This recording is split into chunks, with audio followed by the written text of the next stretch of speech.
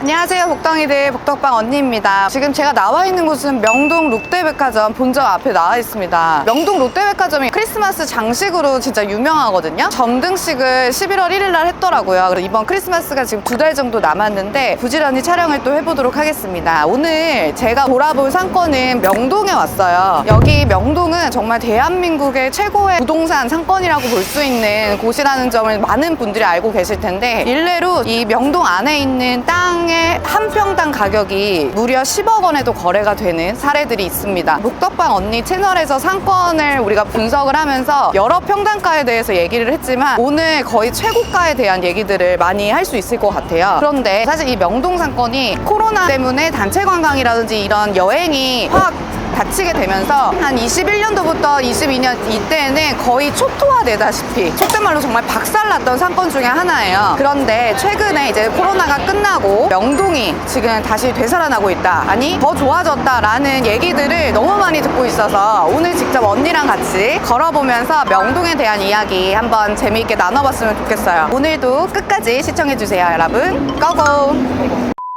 지금 여기 이제 을지로 입구역에서 명동 제일 메인이 되는 그 자라 매장 있는 쪽으로 이렇게 걸어가고 있고, 오른쪽은 이제 롯데백화점 본점이고, 이 왼쪽은 대형 건물들이 굉장히 많이 들어서 있어요. 을지로 입구역부터 명동역 구역이 중심 상업지예요. 우리가 일반적으로 상업지 얘기를 되게 많이 했었는데, 그동안 강남에서 우리가 상업지 얘기를 하면 대부분 일반 상업지 얘기를 했어요. 일반 상업지 뭐 용적률 800%까지 올릴 수 있어서 진짜 좋은 땅이다, 이런 얘기들을 되게 많이 했었는데, 이 명동 한복판은 우리나라의 최중심부라고 볼 수 있고, 이쪽에서 중심 상업지가 유일하게 이쪽입니다. 중심 상업지는 일반 상업지보다도 한 단계 더 높아요. 그래서 용적률이 무려 1000%까지 올라갈 수 있는 땅들이라서 이쪽 대로변 라인으로는 대기업이라든지 자산운용사들, 이런 기관들의 투자가 많이 일어났고, 이 대로변은 여기 애플 들어와 있고 옆에 룰루레몬, 이런 글로벌 브랜드들의 플래그십 같은 것들이 되게 많이 들어서면서, 여기가 약간 걷다 보면 도쿄 가면 긴자라는 굉장히 쇼핑하기 좋은 상업지가 있거든? 그 긴자같이 변화될 것 같다라는 생각이 많이 들어요. 그래서 굉장히 큰 리테일 브랜드들이 대로변에 쫙 로드샵으로도 깔리고, 옆에 보면 롯데백화점 있고 저 뒤에 보면 신세계백화점도 있거든? 우리나라 3대 백화점의 2개 본점이 여기 명동을 끼고 있습니다. 그래서 여기가 이제 룰루레몬 생기고,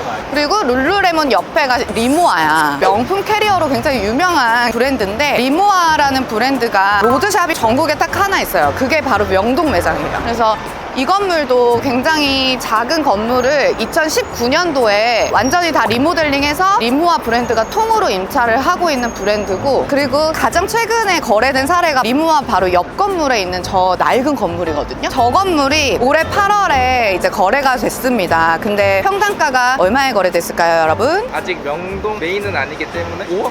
14평인데 무려 매매가가 110억이고요. 그래서 평당가는 7억 9천만 원에 거래가 됐습니다. 이것도 한 10년 만에 소유권이 바뀌었어요. 명동은 손바뀜이 많이 일어나지는 않고 굉장히 오래 보유하는 그런 형태의 특징을 보여줍니다. 비교하자면 강남 건물 같은 경우에는 1년 사이, 2년 사이에도 계속 손바뀜이 나는 분위기라면, 명동 같은 경우에는 굉장히 오랫동안 보유하다가 매각하고, 그래서 장기 보유자들이 굉장히 많은 곳이 이곳의 특징이기도 해요.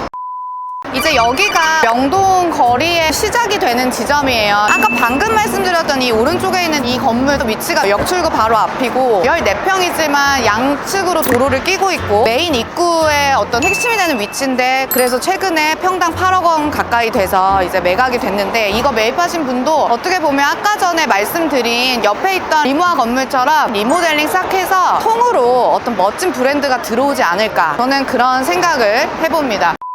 전반적으로 여기가 이제 초토화되면서 다 브랜드들이 철수를 하고 임차를 나갔었어요. 근데 이제 지금 보면은 그 내부 리뉴얼을 다 진행을 하면서 다시금 오픈을 하는 분위기로 보여집니다. 그래서 오히려 이제 막 새로 오픈한 되게 신선한 느낌이 들 정도로 간판들이 다 너무 깔끔해요. 코로나 이후의 특이점인 것 같습니다. 그래서 이 길이 외국인 입장에서 생각해보면 싸고 맛있는 먹을 거 있죠. 그리고 쇼핑할 수 있지, 뷰티 제품도 이런 거 살 수 있고 하니까 사실 이 명동을 거치지 않고 서울 관광을 했다라고 말하기 어려운 거죠. 지금 제가 볼 때 딱 느끼는 첫인상은 뭐냐면, 옛날에 명동 오면 다 중국어였어요. 다 중국인들이었고, 근데 지금은 서양인들도 되게 많은 것 같고 좀 인종이 다양해진 느낌이 드네요. 임대료 수준은 얼마나 될 것 같아? 평당?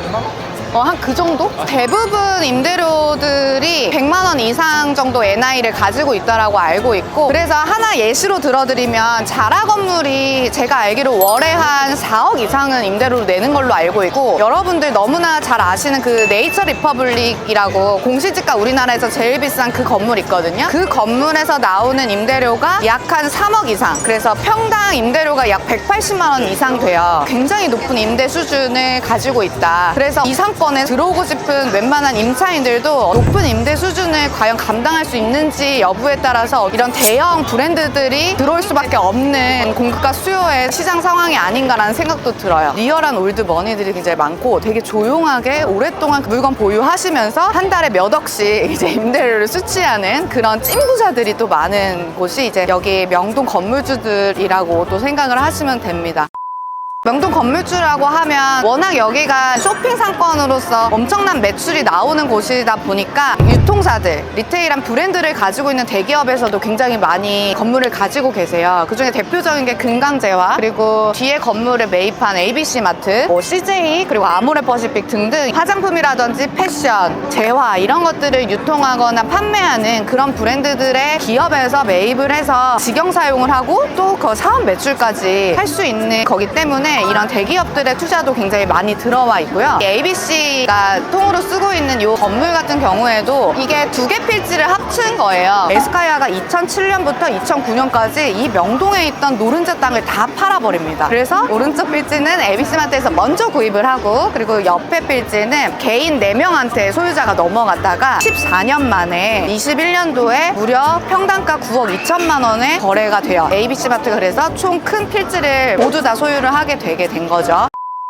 그리고 이 ABC마트 옆에 올리브영이 있거든? 매장을 완전히 글로벌 타깃으로 아예 만들어버린 거야. 안내판이나 안내문, 가격 정보 이런 것들이 한일, 중이 다 쓰여 있대요. 그래가지고 외국인들이 정말 마음껏 뷰티 제품들을 경험하고 구입할 수 있는 그런 것들을 만들어놔서 일반 로드샵들보다 올리브영 여기가 사람이 바글바글해요. 그래서 또 등기부를 떼어봤죠. 금강제화가 가지고 있는 건물이야. 그래서 금강제화한테 임대료를 내고 CJ에서 올리브영을 일부 층만 사용을 하는데, 제가 알기로 아무튼 매출 1위 매장이라고 합니다. 굉장히 쇼핑하기 좋은 환경을 잘 만들어서 여기도 코로나 끝나고 다시 리뉴얼 해가지고 오픈한, 그래서 대박이 난 그런 상태입니다. 뷰티 브랜드들이 진짜 많거든? 근데 특징을 보면 예를 들면 이니스프리가 이 골목에 하나, 저 골목에 하나, 저 블럭에 하나 이런 식으로 되게 여러 개야. 어떤 플래그십 하나를 내는 게 아니라 곳곳에다가 작은 점포들을 내서 매출을 올리는 게 또 특징인 것 같고, 성수동도 외국인들이 진짜 많아졌거든요. 근데 성수동이랑 명동에 외국인들이 쇼핑하는 느낌은 완전히 다른 것 같아. 성수동은 패션이나 라이프 스타일, 힙하고 예쁘고 아기자기한 어떤 공간적인 것들을 소비하러도 많이 가는 느낌이면, 명동은 오로지 먹거리, 그리고 쇼핑도 크게 뷰티, 명품, 약간 이런 식으로 스타일이 좀 나뉘는 느낌이 들고, 그런 측면에서는 좀 더 다양한 브랜드들이 소비되는 필요도 있겠다라는 생각은 들어요. 그냥 다 화장품이고 특별한 어떤 브랜드들의 느낌은 사실 안 보이거든요. 그런 것들은 좀 개선되면 좀 더 명동 상권이 장기적으로 더 좋지 않을까 이런 생각도 들어요. 너무 철학적인가?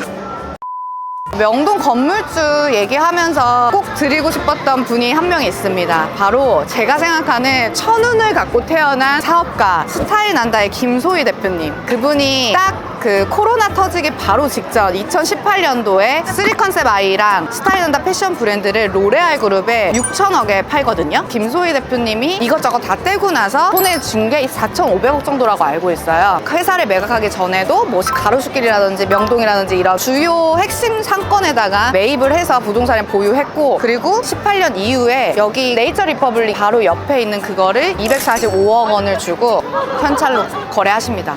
김소희 대표 건물이 요거예요. 근데 이게 전면은 작아 보이는데 안쪽으로 되게 긴 대지고, 그래서 245억 주고 그 당시 한 평당 5억 8천 정도에 20년도 3년 전에 매입을 하셔가지고 뷰티 브랜드에서 예쁘게 사용을 하고 있습니다.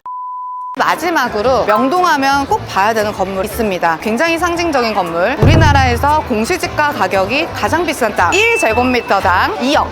그러면 한 평당 3.3제곱미터면 6억 이상 하는 거죠. 그래서 그 건물이 바로 이 건물입니다. 이게 무려 20년째 우리나라에서 가장 비싼 땅이라고 소개가 되고 있는 명동의 핵심 땅이고요. 그러면 이쯤에서 이게 또 궁금해지죠? 이거 누가 가지고 있는 거지? 명동이 IMF 때 이 부동산이 수두룩 경매로 많이 나왔고, 이 건물을 소유하고 계신 대표님도 IMF 당시에 99년도에 이 건물을 경매로 낙찰받으셔서 지금까지 계속 보유를 하고 계시고, 네이처 리퍼블릭이 보증금 50억에 약 한 3억 원 이상은 월세로 수치를 하고 계신 걸로 알고 있고, 네이처 리퍼블릭도 어떻게 보면 그 정도의 임대료를 매달 내면서 이게 과연 버틸 수 있는 거야? 라고 하는 의문점이 사실 생길 수밖에 없잖아요. 제가 전문가 입장에서도 그런 생각이 드는데, 어떻게 보면 이 명동이 갖고 있는 상징성, 그리고 이 뷰티 브랜드가 해외 소비층을 타깃하는 데 중요한 역할을 하는 이 상권 안에서 가장 독보적인 위치에 이 자리하고 있다는 것 자체가 브랜드를 홍보하는 효과라고 생각을 하시는 게 아닌가라는 생각이 듭니다.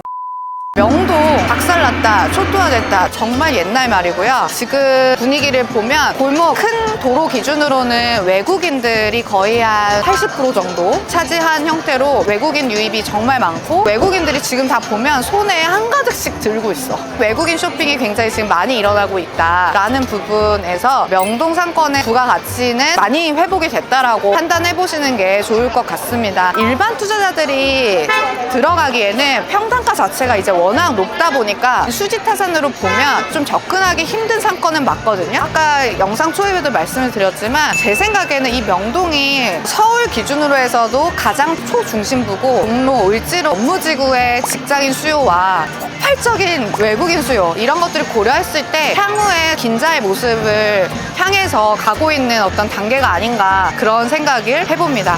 그래서 한번 나오셔서 오랜만에 길거리 음식도 즐겨보시고 명동 상권도 둘러보시는 거 추천드릴게요. 그럼 오늘 영상은 여기까지 마치도록 하겠습니다. 복덩이들 안녕, 부자 되세요.